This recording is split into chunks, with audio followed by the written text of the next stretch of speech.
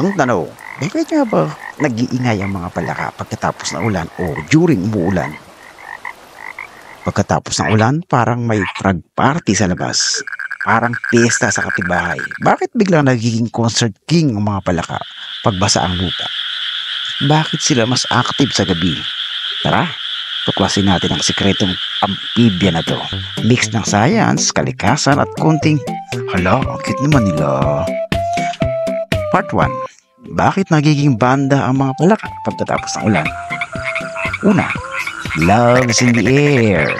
Ang ulan ay signal para sa palaka na game na, ligawang season na. Ang malakas na rebit ay mating call. Parang Tinder bio na single frog here, malakas kumanta. Territoryo, sinisigaw nila, this puddle is my stage. Pangalawa, perfect na environment.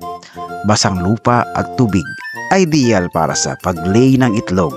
Dapat malapit sa tubig para sa mga future tadpoles.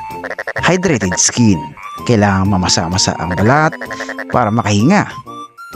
Pangatlo, survival tactic. Maingay sila sa gabi para iwas predator tulad ng ibon. Stealth mode on, ika nga.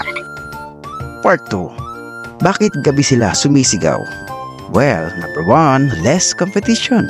Walang ibang hayop na maingay sa gabi, kaya clear ang airtime nila. Pangalawa, humidity, amplified sound. Mamasa-masa ang hangin pagkatapos ng ulan, mas malayo naririnig ang boses nila. Libreng microphone, mga beshi. Part 3. Fun fact, ano ang pinakamaingay na palaka? Ang Puerto Rican kokoy o koki ay kayang umabot ng 90 decibels, kasing ingay ng lawn mower. Imagine mo na lang kung ganyan kabilis ang only rebit sa inyo. Kaya sa susunod na marinig mo ang rebit, pagkatapos ng ulan, isipin mo, libreng concert yan ng kalikasan. Sabi nga ni Lola, ang palaka masaya pag maulan. Ang tao, masaya pag walang pasok. Sa mga chismoso dyan, comment kayo. Sino pa sa mga hayop ang dapat nating i-expose na konsertista? Baka sila ang next viral sa Star.